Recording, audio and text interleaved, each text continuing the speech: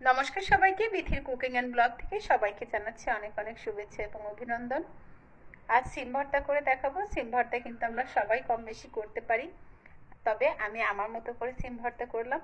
আসলে শুধু জলের মধ্যে যদি সিমগুলোকে সিদ্ধ করে নিই তাহলে কিন্তু এই সিমগুলো থেকে অনেকটা জল বের হয়, আর সেই সিম ভর্তাটা খেতে কিন্তু খুব একটা ভালো লাগে না। আমি এই যে দুই পাশের সিমের শিরগুলো কেটে নিয়েছি, দেখতেই পাচ্ছেন। আর আমি এখন একটা কাঠির সাহায্যে এই সিমগুলোকে গেঁথে নেব। আর আমি কিন্তু এই সিমগুলোকে আগেই খুব পরিষ্কার করে ধুয়ে জল ঝরিয়ে নিয়েছি। আর এখন দেখুন কতটা সুন্দর করে আমি 4-5টা করে সিম একটা করে কাঠির সাথে গেঁথে নিচ্ছি। এভাবে যদি সিম ভাতের মধ্যে দেওয়া যায় তাহলে কিন্তু সিমগুলো ভাতের নিচে চলে যায় না, আর খুব সহজেই তোলা যায়। আর ভাতের মধ্যে কিন্তু যে কোনো সিদ্ধ দিলেই কিন্তু ভালো লাগে খেতে সেটা, কারণ সেটা কিন্তু আর জল জল হয় না।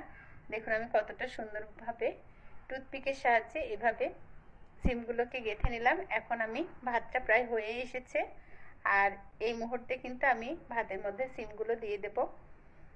আগে থেকে কিন্তু দেয়া যাবে না, তাহলে সিমগুলো বেশি সিদ্ধ হয়ে যাবে। দেখুন ভাতটা কিন্তু আমার প্রায় অর্ধেকের বেশি হয়ে এসেছে। এখন আমি উপর থেকে এই সিমগুলো বসিয়ে দেব, তারপর ভাতটাকে ঢেকে দেব। যেহেতু রাইস কুকারে ভাতটা আমার এমনিতেই মার ছাড়তে হবে না, হয়ে যাবে। আর পরে আমার সিমগুলো তোলাও কিন্তু খুব সুবিধা হবে।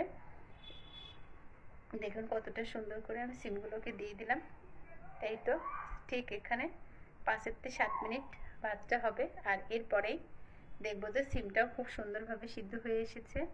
এই যে এখন আমি সিমগুলোকে একটা খুন্তির সাহায্যে তুলে নেব। আর এই সিমগুলো কিন্তু ভাতের নিচে পড়ে যাবে না, ভাতের উপরেই থাকবে, সেই জন্য তোলাটাও কিন্তু খুবই সুবিধা। এখন আমি একটু ঠান্ডা করে সুন্দরভাবে সিমগুলোকে ভর্তা বানিয়ে নেব। তবে এভাবে যদি ভাতের মধ্যে সিম ভর্তা করে মাখানো যায় তাহলে কিন্তু খেতে খুবই ভালো লাগে। আর আমি এখানে খুবই সিম্পলভাবে কয়েকটা উপকরণ নিয়েছি একটু পেঁয়াজ কুচি, নিয়েছি কাঁচা লঙ্কা কুচি, আর সাথে নিয়েছি সামান্য একটু ধনেপাতা, আর নিলাম স্বাদমতো লবণ, আর নিলাম সরিষার তেল। এগুলো দিয়ে কিন্তু এই সিম ভর্তাটা খেতে খুবই ভালো লাগবে। আর সিমগুলো কিন্তু দেখে নিতে হবে যে এর মধ্যে পোকা টোকা যেন না থাকে। তবে আমি যে সিমটা ব্যবহার করেছি এখানে, এই সিমে সাধারণত কিন্তু পোকা দেখা যায় না, হঠাৎ হয়তো 2-1টা এরকম পাওয়া যায়। তা যাই হোক, আমি তবুও কিন্তু শিরগুলো ফেলে দিয়ে আমি ফাঁকা করে করে সিমগুলো দেখে নিয়েছি। আর এই তো রেডি হয়ে গেল আমার সিম ভর্তা। কেমন লাগলো সবাই